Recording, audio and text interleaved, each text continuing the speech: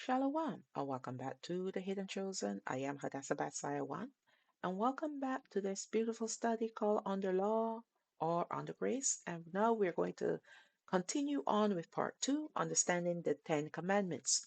In the previous studies, we looked at the first two commandments. Now we're going to continue on with a few other commandments, and by part well, it will still be part two, but it will be the conclusion of under law. And then the next study after that will be looking at under grace. But before we get started, I have been away for a while, but that's because my computer was creating some serious issues with the videos. And so the YouTube studio could not upload my videos. They were abandoned each and every time. And so I kind of took the time to finish off this particular study while I wait to get a new computer, which I now have, and I'm also using a new headset. So if the sound is a little different, that's the reason why. And hopefully I will be able to adjust that if it needs adjusting. Okay? So it's great to be back, to get back into these studies, and I'm certainly looking forward to continuing on after this particular study on the law or on the grace. I have others that I've completed, they just need to be recorded. So let's get started. We will continue on with the remainder of the Ten Commandments to see their importance in our lives as believers in Alahayam Yahawah. The first two commandments describe who we should worship, and that is Yahawah. But this does not exclude the Son, as the Son is in HaAbba, and HaAbba is in the Son. HaMashayach himself said, I and my Father are one. So he is describing the likeness, the oneness of who they are. And this is the reason why some of our brethren deny HaMashayach, because of the first two, especially the first commandment, which does not give them the right to deny HaMashayach. Okay? He and Ha'abba are one. He is in Ha'abba, and Ha'abba is in him. The three together, including Ruach HaKodesh, share the same title called Alahayam, which means ascended glory. Why? Because they are on high. That's what ascended means. And they are glory.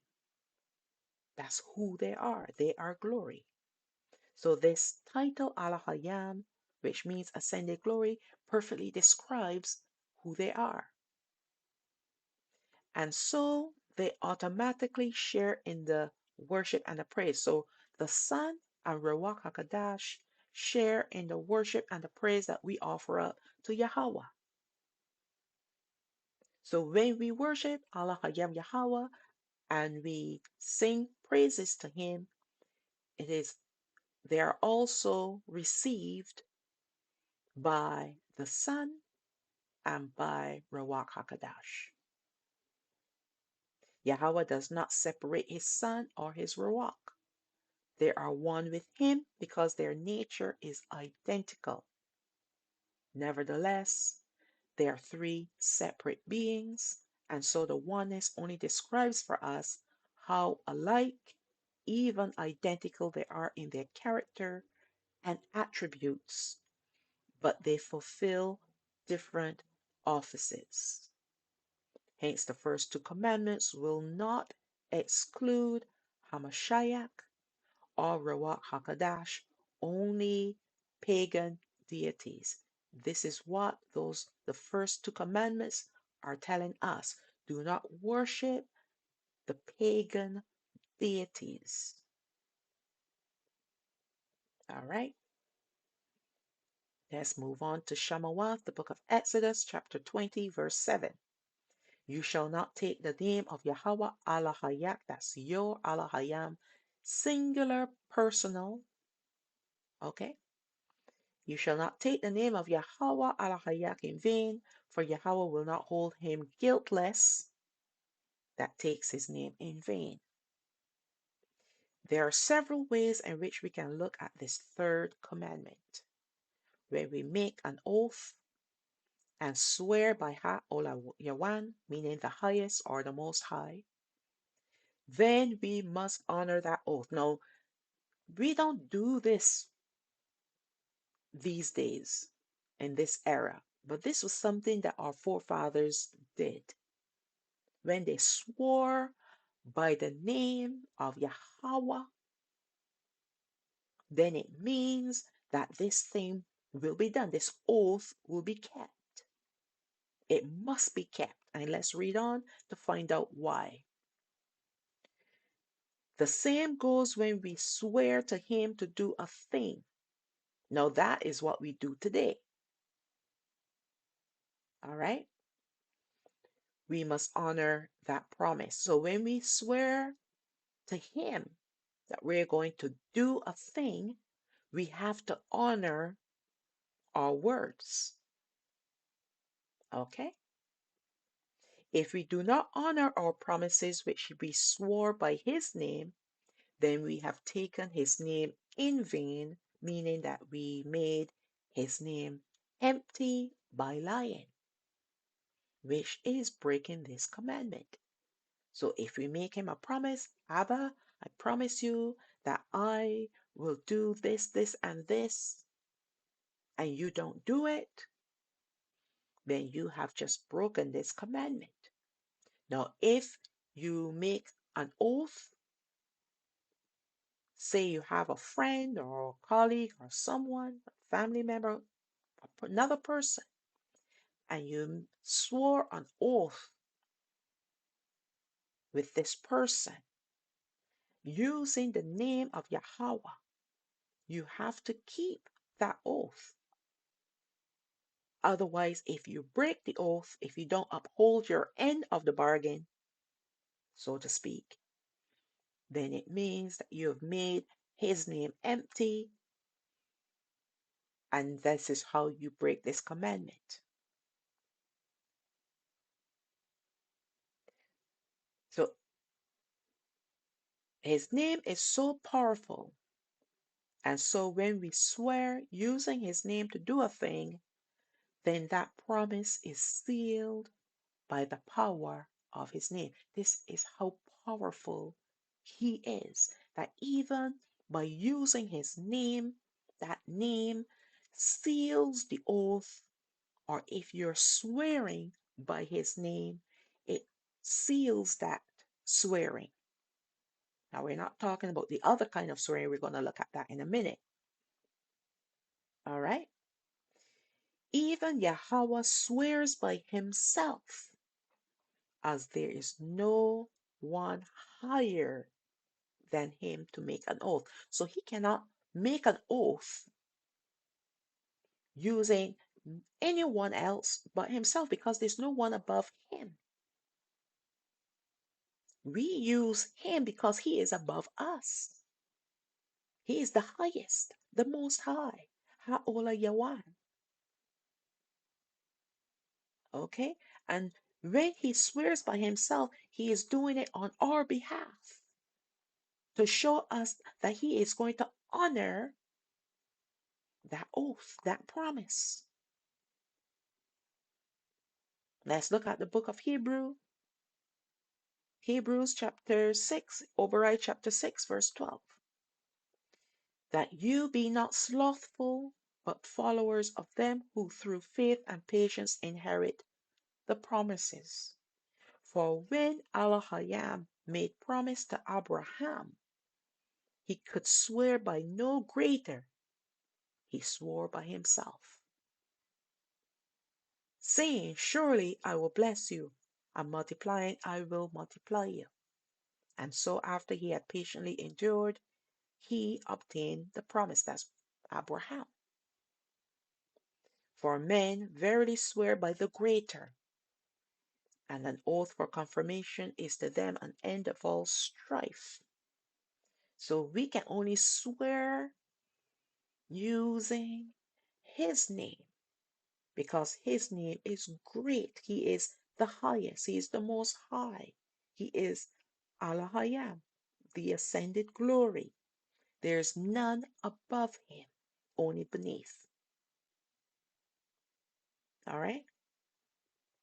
The second way in which we can view this third commandment is profaning the mighty name of Yahawah, the equivalent of profanity. Now, thank goodness,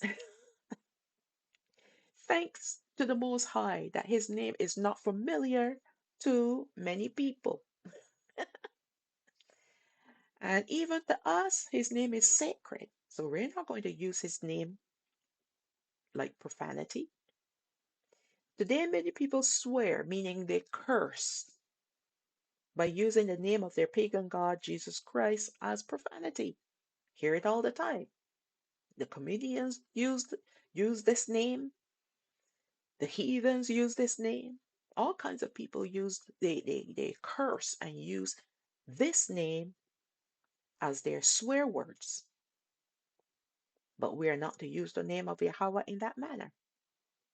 Otherwise, we will be guilty of breaking this commandment.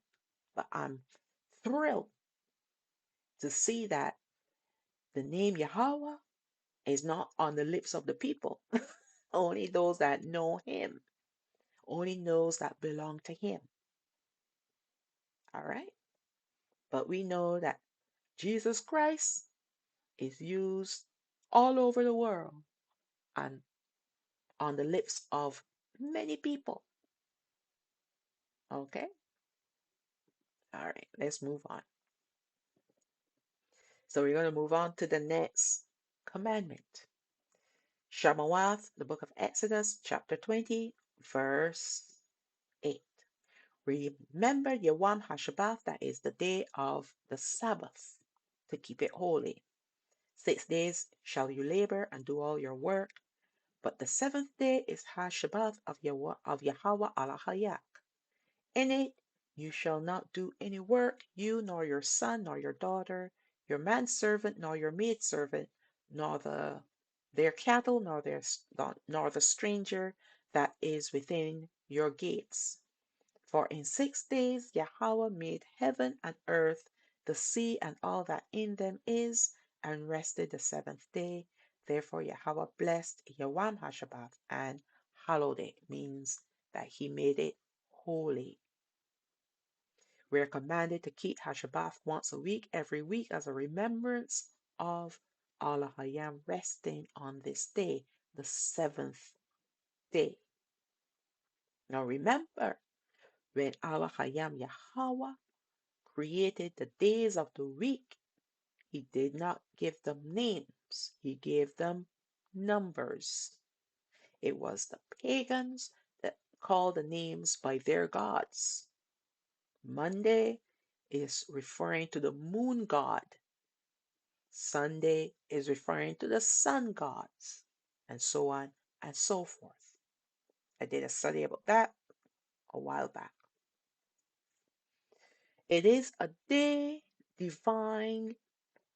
It is a day that is divine and sacred, day of rest. That is kind of written strangely. So let me take the word day out. So it is a divine and sacred day of rest, which we of the covenant are called to observe. Yawam HaShabbat is known as the highest of all the holy feast days. And we also have the yearly Shabbatawaf, that means Sabbaths, plural, known as the feast days. HaShabbat is also so unique of itself because it promises for us a future everlasting divine promise, and that is our eternal promise of rest in Alahayam. So when we celebrate Yawam HaShabbat, it is reminding us of the eternal rest that is promised to us if we continue to worship and obey Alahayam Yahawah. All right? This is promised us. This is life eternal. All right? Even for those who pass on, they will be resurrected to life again to enjoy this promise. We that are still alive, that will be regathered, we will enjoy this promise, not having seen death. We will be transformed from this physical, mortal body to an immortal body. Okay? But this is a promise given to us, and this is the reason why we observe Yawam HaShabbat. Not only for that reason, but also for the spiritual reprieve that we receive from Him, because we purpose in ourselves to keep this holy day. And He in turn blesses us with spiritual rest. We can now look forward to being in this world of darkness for the next 6 days, because we were given one day of rest, spiritual rest. Not only is it a physical rest, but it is especially a spiritual rest. Okay? And this is what is so important for us today. Imagine you're revving your engine 7 days a week, all month long, from one month to another. Do you know how physically exhausting that is? Well, imagine the spiritual exhaustion that you will experience if you did not take this one day for Him to grant you that blessing of rest. All right? He understands that we are living in a world of darkness. We're surrounded by devils and demons. We're plagued all the day long. We're battling, and we're having to deal with darkness and oppression and depression, all kinds of demonic warfare. And this one day, because we purpose to keep it, He in turn keeps them away from us. He does, so that He can physically and spiritually revive us for the next 6 days. All right?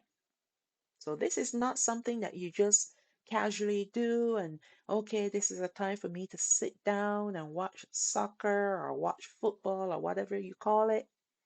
You know, time for me to veg, time for me to watch a whole bunch of movies. No, this is a time for us to focus all of our energy, all of our attention on Him. And He in turn will bless us with rest. And then we will be looking forward to that eternal rest, because we will understand what it is all about. Okay? So let's read on. This is the most significant revelation of HaShabbat, that we are determined to physically rest on this day, meaning the day of HaShabbat, remembering this promise, and it gives us the hope of eternal rest in Alahayam. So it brings to the forefront of our minds that we are looking ahead to a time when we will no longer have to struggle as we are struggling in this world. We will no longer have to battle as we're battling in this world. It will be a time of perfect and eternal peace, joy, and rest. We don't have to do anything anymore. This will occur because we have chosen to live in total obedience to Him and know He can and will grant us His promise of His eternal rest. And this is what HaShabbat is truly all about. Psalm 95, verse 8. Harden not your heart as in the provocation and as in the day of temptation in the wilderness, when your fathers tempted me, proved me, and saw my work. 40 years long was I grieved with this generation, and said, it is a people that do err in their heart, and they have not known my ways. Who's he speaking of? Speaking of our forefathers after they left Matzarayim, after they saw all the miracles that Alahayam performed on their behalf, they still could not believe him for provisions, for protection. Okay? They provoked him to anger because they doubted him, they grumbled, and they complained. Verse 11, unto whom I swore in my wrath that they should not enter into my rest. Now, when he swore that to that generation that came out of Matzarayim, it meant that they were doomed for utter destruction, meaning the lake of fire. Not all of them. There are a handful of them that still believed in him, but the greater majority of those people that came out of Matzarayim, they're waiting for the lake of fire. They will not enter into his rest. Let's look at the book of Obadiah, the book of Hebrews, chapter 3, verse 12. Take heed, brethren, lest there be in any of you an evil heart of unbelief, in departing from the living Alahayam, but exhort one another daily, while it is called today, lest any of you be hardened through the deceitfulness of sin. So now we're going to drop down to verse 16. For some, when they had heard, did provoke. Howbeit, not all that came out of Matzarayim by Masha, that's Moses.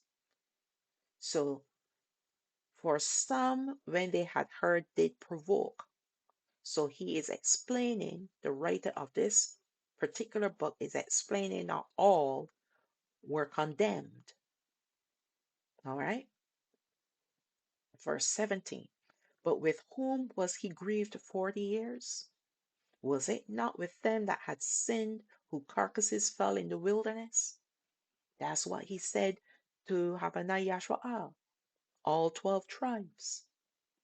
When he sent them to the edge of the promised land, and then he commanded Masha to send 12 spies, one from each of the 12 tribes, making them 12 spies to go in and spy out the land for 40 days. When they returned, they brought back fruits, a bunch of grapes 2 men had to carry. All right? They saw the goodness of the land, but they also saw the giants. And you know what 10 said? We're going to be destroyed by those giants. But the 2, which happened to be Caleb and Yahawasha'o, who is Joshua and Caleb, they said, nay, but Alahayam said he will give us the land. That means that he is going to go ahead of us and destroy the giants. But the 10 said, no, no, no, no, no. We're not going. And it made Alahayam angry. And that's why he said to them, turn around and head back to the wilderness. All right? And you think it stopped there? That's how rebellious these people were. Even after they said no, and he said, fine, head back to the wilderness. And for every day that the spies were in the land, spying out the land, for every day, You will be wandering in the wilderness for a year. So that's why they were wandering around the wilderness for 40 years till they dropped dead. All right. All right. Let's read on. Let's read. Let's read on from verse 17. I kind of lost myself here. Verse 18. And to whom swore he that they should not enter into his rest, but to them that believed not? So we see that they could not enter in because of what? Unbelief. They did not believe that he would go ahead of them and destroy the giants. All right. They figured that he was leading them into a trap, that their children would be destroyed, that they would be destroyed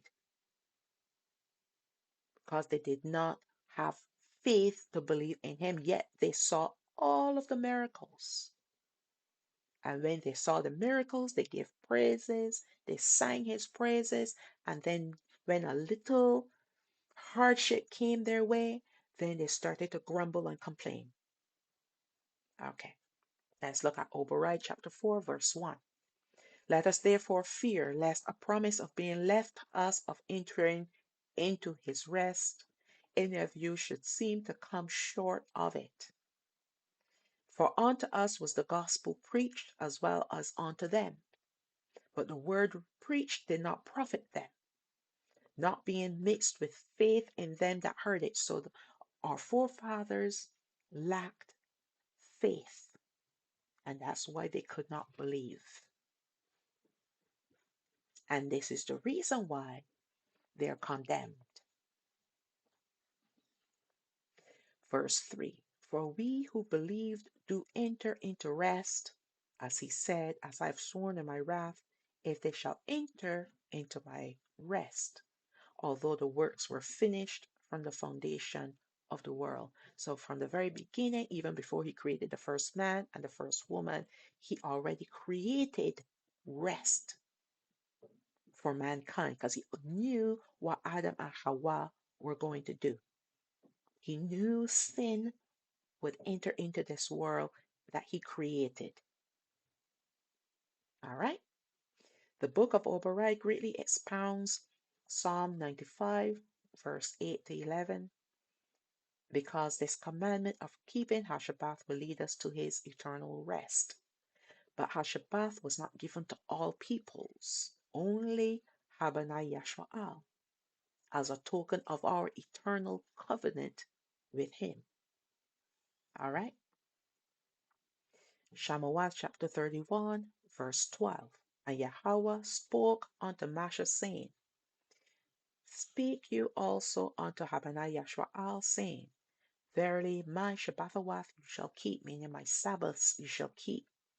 For it is a sign between me and you throughout your generations, that you may know that I am Yahweh who sanctifies you. So we see now, when we keep HaShabbath, it is him that sanctifies us. That's that reprieve that we need spiritually and physically. All right? Verse 14. You shall keep HaShabbath, therefore, for it is holy unto you. Everyone that defiles it shall surely be put to death. For whosoever does any work therein, that soul shall be cut off from among his people. 6 days may work be done, but on the seventh is HaShabbath of rest, holy to Yahweh. Whosoever does any work on Yawam HaShabbath, he shall surely be put to death. Wherefore HaMashayach Yahawah shall keep HaShabbath to observe HaShabbath throughout their generations for a perpetual covenant. So this was also a token of our covenant with him, that we will keep Shabbat with him. It is a sign between me and HaMashayach Yahawah forever. For in 6 days Yahweh made heaven and earth, and on the seventh day he rested and was refreshed. All right. You cannot get a refreshing from just sleeping the whole day. You get a refreshing when you spend the time worshiping Him and observing only Him, putting aside your wants, your needs, things that you enjoy doing, that you do for yourself, in other words. All right. Now, as awakened believers in Alahayam, we will feel compelled by Ruach HaKodesh to try our best to keep HaShabbat and the yearly Shabbat Awaf. It comes as a desire because you love Him. And because you love Him, you will want to do this thing. And besides, Ruach HaKodesh will help you to understand their importance, meaning all of Shabbat Awaf, the weekly Shabbat, as well as the yearly feast days. And that comes from relationship. That comes from understanding His Word. And that comes through Ruach HaKodesh teaching us, guiding us, revealing His truth to us. Now we have understanding. And that understanding, because we love Him, we work on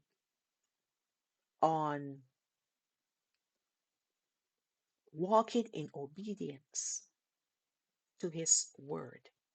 He says to keep it, then we purpose within ourselves to keep it. There's, there are no questions why. There are no reasons why we should not. All right? Because we look for excuses and we look for reasons when we don't want to do a thing. All right? Let's read on. Although we are living in the lands of our captivity, we are still to observe this commandment like all the other commandments. HaMashayach did not give us this rest, but He made a way for us to be able to find our way to His eternal rest. HaMashayach died, and His blood cleanses us from all our sins. We are now cloaked in His righteousness, allowing us to go before Ha'abba. Then He will establish His new covenant with us, allowing us to inherit the promise of eternal rest in Him. Let's look at Obadiah chapter 4, verse 8. For if Yahawah had given them rest, then would He not afterward have spoken of another day? There remains therefore a rest to the people of Alahayam. For he that is entered into his rest, he also has ceased from his own works, as Alahayam did from his. Let us labor therefore to enter into that rest, lest any man fall after the same example of unbelief. So the way into eternal rest is by believing. And you first have to believe in HaMashayach. That's the son of Alahayam Yahawah. Because only through HaMashayach can we venture to enter into His rest. There's no other way. If you think you can do it by your own righteousness, think again.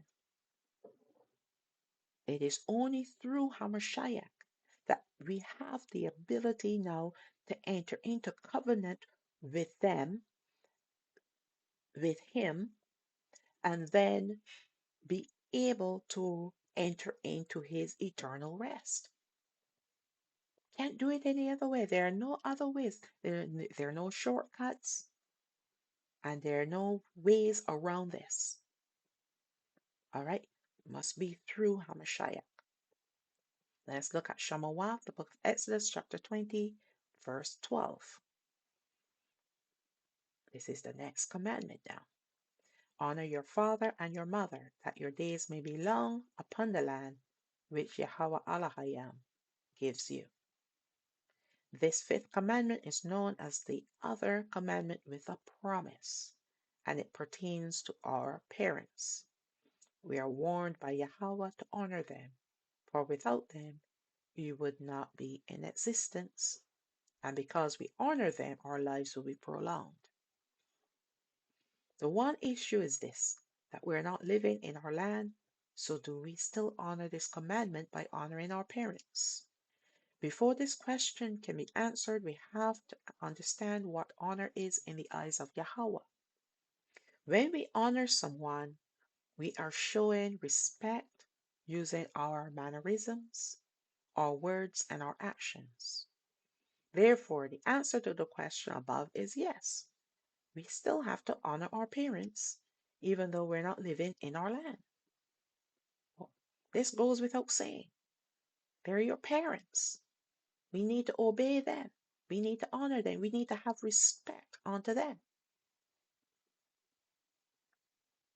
So here are other laws which were given to HaMashayach Yahawah that strongly emphasize this fifth commandment. So let's go to the book of Exodus. This is Shalawam chapter 21, verse 15. And he that smites his father or his mother shall be surely put to death. So there we're seeing in the days of our forefathers, anyone that hits their parents, they were put to death. Let's drop down to verse 17. And he that curses his father or his mother shall surely be put to death.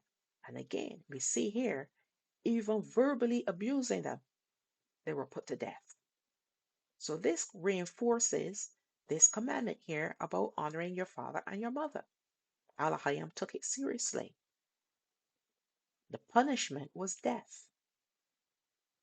Let's look at Matthew chapter 15, verse 3. But he answered and said unto them, why do you also transgress the commandment of Alahayam by your traditions? For Alahayam commanded, saying, honor your father and mother, and he that curses father or mother, let him die the death. But you say, whosoever shall say to his father or his mother, it is a gift, by whatsoever you might be profited by me, and honor not his father or his mother, he shall be free. Thus have you made the commandment of Alahayam of none effect by your tradition. So HaMashayach here was speaking to the Pharisees, telling them that they were making the commandment of Alahayam, the same commandment here, this fifth commandment, honoring your father and your mother, they were making it of none effect by their man-made traditions. All right, let's go down to Mark 7, verse 6. He answered and said unto them, Yahawah, that's Isaiah, has prophesied well of you hypocrites, as it is written, this people honors me with their lips, but their heart is far from me. Howbeit in vain do they worship me, teaching for doctrines the commandments of men. For laying aside the commandment of Alahayam, you hold the tradition of men, as the washing of pots and cups, and many other such things you do. And he said unto them, full well you reject the commandment of Alahayam, that you may keep your own tradition. So in order for them to appear pious and holy before people, they have to deny the commandments of Alahayam, because their traditions had to do with washing their hands a certain way, the pots a certain way, and this is still going on today. I remember when I went to Israel many years ago, and I went down to Jerusalem, and it was one of their feast days, and we saw people lining up, and they had these pots where they were washing their hands, and it was a particular way in which they were washing their hands. They were, they hold a pot in one hand and they wash that hand and they switch hands and so they had their traditions, and this stemmed from way back then.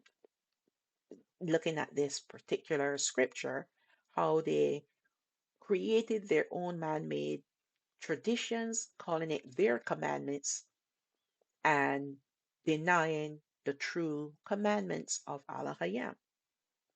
And this is what happens when we create our own rules, our own traditions, our own laws, because what we are doing is contradicting what Alahayam Yahawah says to do. All right? It's completely opposing what he says to do. So let's read on and hear what HaMashayach said to these Pharisees. Verse 10. For Masha said, honor your father and your mother, and whoso curses father or mother, let him die the death. So this is another rendition of what Matthew was saying. Okay? Verse 11. But you say, if a man shall say to his father or mother, it is Corban, that is to say, a gift, by whatsoever you might be profited by me, he shall be free. And you suffer him no more to do aught, meaning do anything for his father or his mother, making the word of Alahayam of none effect through your tradition, which you have delivered, and many such like things you do. So let's understand what this Corban was all about. We see that even HaMashayach, when he was here in the flesh, spoke extensively about keeping the commandments of Alahayam, which were also his commandments. He said, if you love me, keep my commandments, because he and the Father are one. So the Father's commandments are HaMashayach's commandments. In this particular scenario with the Pharisees, he was pointing out their hypocrisy in response to them pointing out his disciples, meaning HaMashayach's disciples, not washing their hands before eating. Over and over again, Yahawasha'o pointed out to their traditions, also calling them the commandments of men and neglecting the true commandments of Alahayam. So what HaMashayach did, he pointed out their man-made traditions, and he also quoted the true commandment. He pointed out their man-made commandments that denied the true commandments of Alahayam. HaMashayach spoke specifically of Korban, which was a gift in the form of money offered to the temple, used for only temple matters. This money was set aside like a tithe and could not be touched once it was dedicated to the temple. This meant that if poor parents were in need of financial help, that their son who pledged Korban could not help them, leaving them destitute. This was against the commandment of Alahayam, as honoring parents goes much more than words, but also to help them in every way they may need help. But the commandment of men, which the Pharisees kept, made the selfish offspring free from their commitment to their parents and from the consequence of the law of Alahayam. So this is what HaMashayach was pointing out to the Pharisees, that you're telling the people it is okay to deny your parents help. They need food. In order to get food, they need money. But because the children pledge the money to the temple and you want the money because you're getting a piece of it, right? That you're free from the law of Al-Hayam, which was death. It's okay because what you're doing is greater because you're giving to the temple. That was the message that these Pharisees were passing on to the people, causing them to break this commandment. Because once you reject and you deny your parents any help, the help that you can give them, you're breaking this commandment. All right. Today, we see a similar scenario playing out where children are neglecting their parents' needs and placing their own needs ahead of their parents' needs. And often these needs are not crucial to their survival, but the needs of the parents may be crucial to their survival. They need food, they need shelter. And if you, as a child, have the ability to help them, that's what we're supposed to do. We're supposed to help our parents, not reject them, not deny them, but help them. This shows a lack of respect, honor, and care.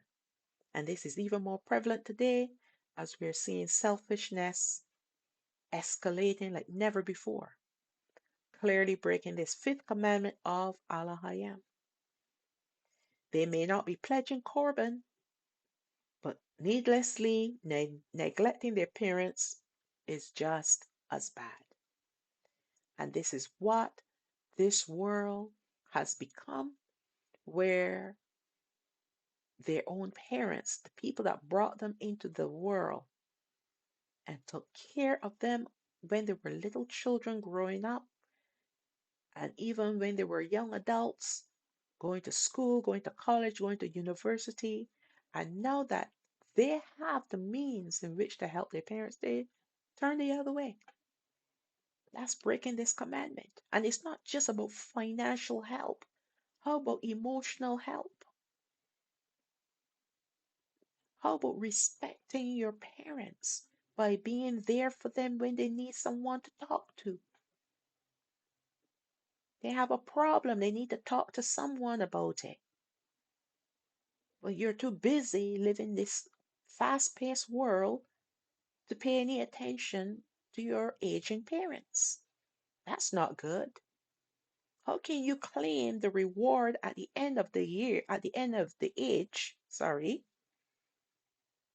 if you have broken this commandment time and time again? All right. So that's the ending of this study. And we're going to end it off with the blessing for Yashua, taken from Bamadabar, chapter 6, verses 24 to 26. That's Numbers chapter 6, verses 24 to 26. Yabarakak Yahawah, Wayashamarak, may Yahweh bless you and keep you. Ya'ar Yahawah, Panayo, Alayak, Wayahanak. May Yahweh cause his face to shine upon you and have favor upon you. Yasha'a Yahawah, Panayo, Alayak, Wayashamlak, Shalawam. May Yahweh lift up his face upon you and give you peace. And now we're going to recite the command we're instructed to recite when we lie down, when we get up, when we go out, and when we come in, taken from the Barayam chapter 6, verses 4 and 5. That's Deuteronomy chapter 6, verses 4 and 5. Shama o Yashwa'al Yahawah Alahayana Yahawah Ahad wa Ahabath Af Yahawah Alahayak Bakal Babak Wabakal Napashat Wabakal Ma'adak. Hear, O Yashwa'al Yahawah, our Alahayam is one Yahawah, and you shall love Yahawah your Alahayam with all your heart and with all your soul and with all your might. And with that I will say, Shalawam, Shalawam, all praises to the Most High, Abba Yah.